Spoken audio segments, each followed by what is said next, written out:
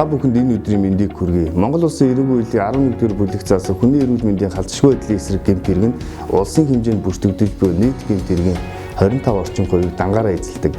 Энэ төрлийн гэмт хэргийн шалтгаан нөхцөлд дүн шинжилгээ судалгаа хийж үзэхэд иргэд хоорондоо архитан согтуурсны улмаас үл ялах зүйлээс олж маргалдах, мөн түнчлэн уур бухимдлаар асуудлыг хүчээр шийдэх, гэр бүлийн тэгш бус харилцаа, энэ төрлийн гэмт хэрэгээс үүдэн гарах хор уршиг, иргэдийн эрх зүйн мэдлэг дутмаг, нийтээр дагаж мөрдөх, хууль тогтоомжийг дагаж мөрддөг улмаас нийтлэг байдлаар үйлдэгдэж байна. Цагдаагийн байгууллагаас энэ төрлийн гэмт хэргийн гаралтыг бууруулах, иргэдийн эрх зүйн мэдлэг боловсролыг дээшлүүлэх зорилгоор гэмт хэрэгээс урьдчилан сэргийлэх ажил арга хэмжээг сар бүр иргэдэд хүргэх зорилгоор маш өргөн хүрээтэйгээр зохион байгуулан ажиллаж байна.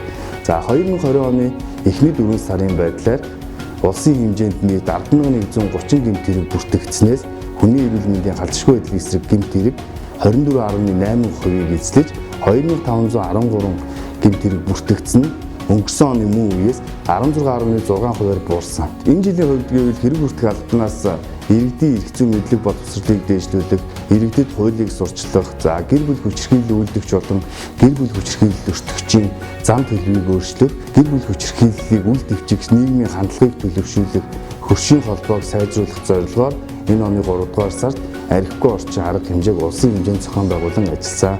Энэ хүн арга хэмжээг зохион байгуулснаар иргэдийн эрх зүйн мэдлэг боловсрол тодорхой хэмжээгээр нөлөөлөн энэ төрлийн гэмт хэрэг нь 3 дугаар сард 575 бүртгэгдэж өнгөрсөн оны мөн үеэс 24.8%-аар буурсан эерэг үзүүлэлт гарсан.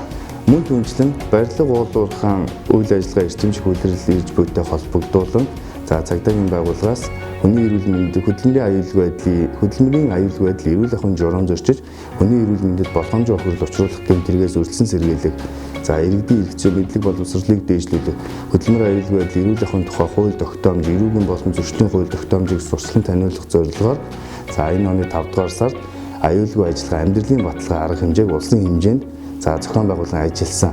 Энэ арга хэмжээг зохион байгуулан ажилласнаар энэ төрлийн гэмт хэрэг нь энэ оны 5 дугаар сард 8 бүртгэгдэж өнгөрсөн оны мөн үеэс 46.6%-аар буюу 7-1-ээр буурсан эерэг үзүүлэлт гарсан. Хүний эрүүл мэндийн халдшгүй байдлын эсрэг гэмт хэргийн эрүүгийн хуулийн заасан хариуцлагын талаар нь товч дурдвал эрүүгийн хуулийн 11.1 хүний эрүүл мэндэд хүн тохир санаатай учруулсан тохиолдолд 2-8 жил хүртэл хугацаагаар хорих ялгаар шийдэх нь эсвэл 10,000-аас 40,000 мэгжтэй тэмцэх хэмжээний төгрөгөөр торгоно. Энэ төрлийн гэмт хэргийг хүндрүүлэх нөхцөл байдалтайгаар үйлдсэн тохиолдолд 5-аас 12 жил хүртэл хугацаагаар хорих ялгаар шийдэгдэг байгаа. 11.2 санаа сэтгэл нь хүчтэй зовчрон давчдсан үедээ хүний эрүүл мэндэд хүн тохир учруулсан болвол 6 сараас 3 жил хүртэл хугацаагаар хорих ялгаар шийтгэх 2701-ээс 14,000 мэгжтэй тэмцэх хэмжээний төгрөгөөр торгодог байгаа. 11.3 болохоор хүний эрүүл мэндэд болгоомжгүй хүн тохирол учруулах.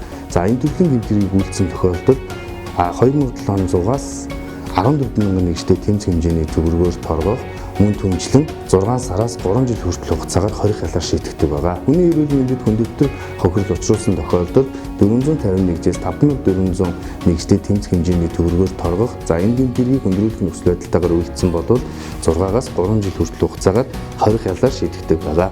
11.5 болгоомжгүйгээр хүний эрүүл мэндэд хүндэтгэл хохирол учруулах. Энэ гэмт хэргийг үйлдсэн бол 450-аас 2700 мэгжтэй тэмцэх хэмжээний төгрөгөөр торгох ял шийтгэлтэй байгаа. 11.6 хүний эрүүл мэндэд хөнгөө охирол санаатай учруулсан тохиолдолд 451-ээс 1351 хүртэл хугацаагаар торгох. Энэ гэмт хэргийг хүндрүүлэх нөхцөл байдалтайгаар үйлдсэн тохиолдолд 450-аас 2700 мэгжтэй тэмцэх хэмжээний төгрөгөөр торгох, эсвэл 240 цагаас 720 цаг хүртэл нийт тустай ажил хийх ял шийтгэлээр шийдэгдэг байгаа. 11.7 гэр бүлийн хүчирхийлэл үйлдсэн тохиолдолд 6-аас 1 жил хүртэл хугацаагаар хорих ялгаар шийтгэн энэ төрлийн гэмт хэргийг хүндрүүлэх нөхцөл байдалтайгаар үйлдсэн бол 6-аас 2 жил хүртэл хугацаагаар ял шийдэгдэг байгаа. Энэ төрлийн гэмт хэрэг нь бусад төрлийн гэмт хэрэгээс маш онцлогтой. Хүн эрүүл мэндээрээ хогссон тохиолдолд эрүүл мэндээ эргүүлж авч чадахгүй, насаараа хүний асаргаанд байн цаашлаад амь насаа хүртэл алдах аюул эрсдэлтэй маш хор уршигтай гэмт хэрэг байгаа. Хүн эд хөрөнгөөрөө хогссон тохиолдолд эд хөрөнгийг эргээд нөхөн барагдуулах боломжтой байдаг. Ийм дэргэд та бүхэн холбогдох хууль дүрм журмыг сайтар судлан дагаж мөрдөж, нийгэмдээ хүндэтгэлтэй хүлээцтэй хандаж, уураар биш ухаанаар асуудлыг шийдэж байхыг цагдаагийн байгууллагаас уриалж байна. Ухаантай хүний үйлдэл бол уучлалгүй хүн шүү гэж иргэд та бүхэндээ хэлмээр байна.